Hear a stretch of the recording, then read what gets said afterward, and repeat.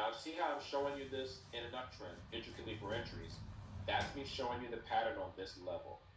Now what blows your mind is, look how you can get an overall bias of where the market's going to go with the same pattern. If I go back to this, right? I go back to this, right? And you start looking at it like this, right? This is where it should blow your mind. Watch. Look.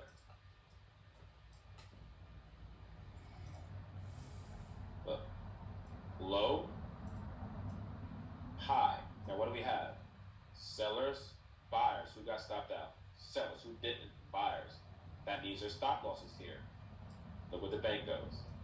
You get a bunch of up, down liquidity. You get the bank creating orders, then an entry. What does this look like overall on this, on a large scale? Right, let's go to 30 minutes so you can see a better look at it, right? That's this. That's this. Do y'all see that? That's how you know where the market's going to go based off of the universal pattern overall. And then you scale in to enter the trades in this area, which is kind of crazy, on the lower time frame, right? Because you're going to use the same exact pattern, right? If I go to a 5-minute time frame, right? You got to be able to, actually looks weird now, but you got to be able to analyze this price action and get into this trade with the best risk reward in a lower time frame. The best thing to do is stay on like a 15 minutes so you don't see all that noise of it. It's going to consolidate for a while and wait for a break of structure. And that break of structure is going to be some type of price action to the left or something that develop where the market's starting to make higher highs and higher lows, which would be this wick right here, which kind of lines up with this price action. So you could have used this one as well. See how we have a break of structure here? This price action breaks above that wick. So you have a high and a low. Look. A high, a low, break of structure. Next phase, pull back into support, right? RTP, here's your entry. Right there. And if you miss that one, you just get the next one. Right? High, low, break of structure, pull back into support, RTP, here's your entry. And that's how you get into these trades. And as you can see, we have a signal agreeing with our bias. Right? I'll show it to you with the actual scalp pillar template. Right? And this is where, it gets a little, easier to spot because now you have a buffer. So if I put this indicator on here with some data, you'll see how the actual template plays out in that area. Right. See, you can down here, and we should have a bullish spike. See, bullish spike in our area of interest, buyers coming into the market. Now look, all right. Make sure I'm in the same spot. Right here. All right. See how we have? Oh, that's the wrong thing. See, we have these buyers, these sellers, right? If you go back to the higher time frame, just so you can, get a better view of it, right? Actually, I'll use it up here because this is all of it, right? See how we have the sellers and the buyers, and then this breakout, right? Market is bullish overall in the higher time frame. We ran into a strong area of support. You want to check that, go to the daily or 4 hour and look to the left. I'm going to show you again.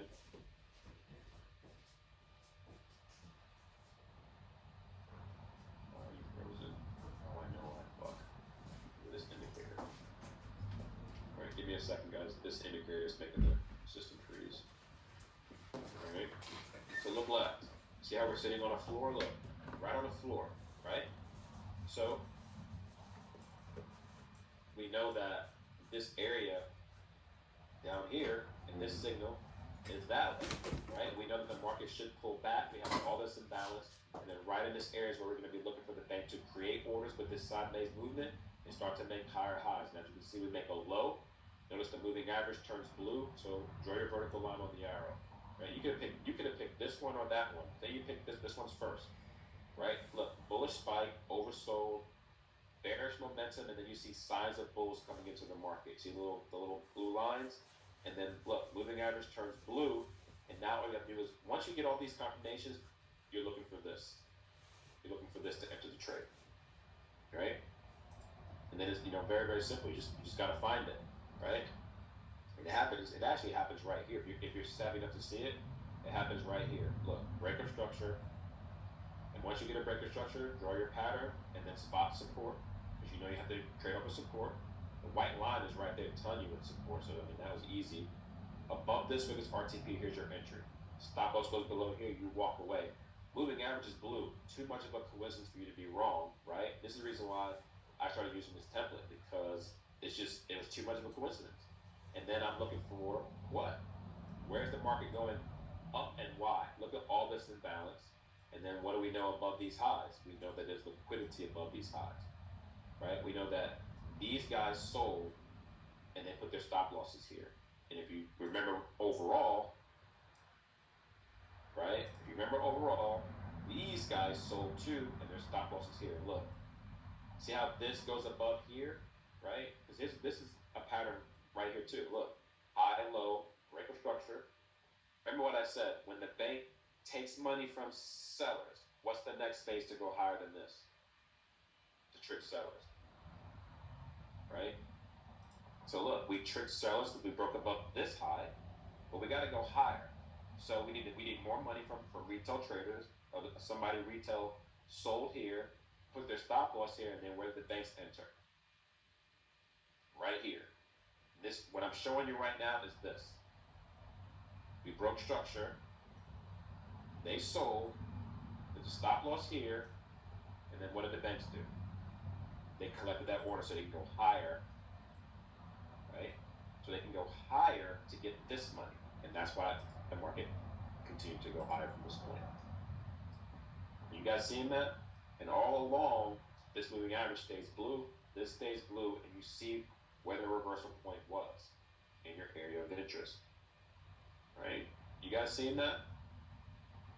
Right? So I'm hoping, I'm trying to show you guys as many examples as possible because I want you to grasp that concept. The market is nothing, it's just simply buyers and sellers, right? It's buyers and sellers, and then the banks just manipulating them. And we want to be on the side of the banks, not the buyers and sellers. We don't want to trade like the retail trade, we want to trade, with the banks. You just have to identify those opportunities. All right? Very, very simple once you're able to spot that.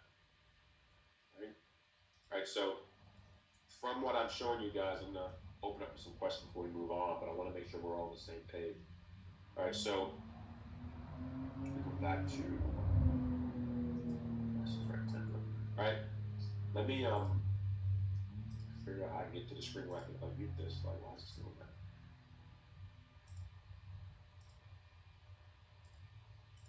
Oh, there we go. All right, so you guys are unmuted. Does anybody have a question so far from exactly what I've showed them? Does anybody have an aha moment? Because I know this is a little bit different if you've been trading retail. Does anybody have a question? You can unmute, just ask an order. Have you traded off the 1 hour? With me?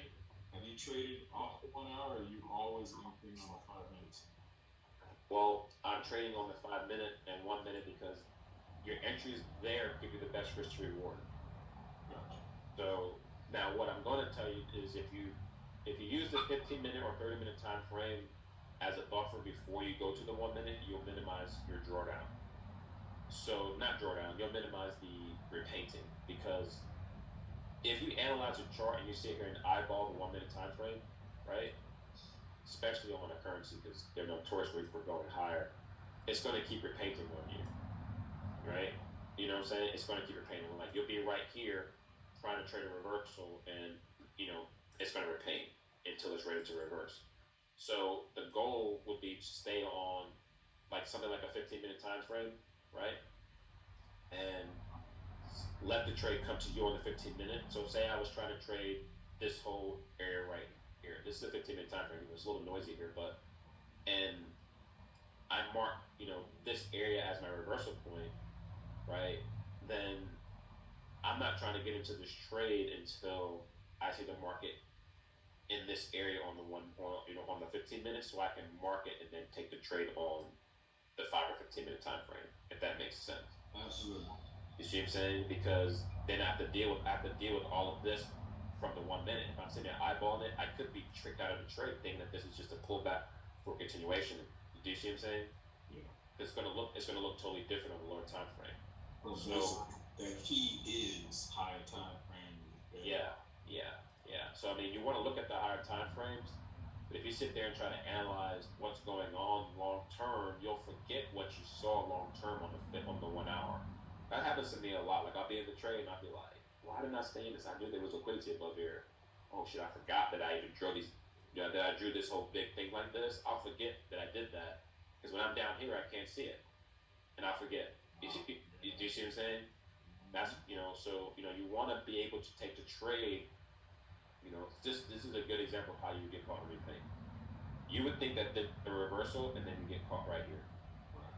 But you would miss this. Really needed to wait. But you wouldn't see this happening if you were waiting on the 30-minute time frame. You wouldn't even notice it. See what I'm saying? Oh yeah.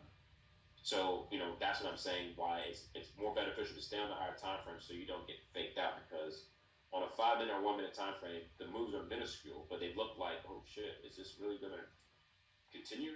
You'll forget what you actually saw long term. Right. Liquidity above the high. This is an area where we're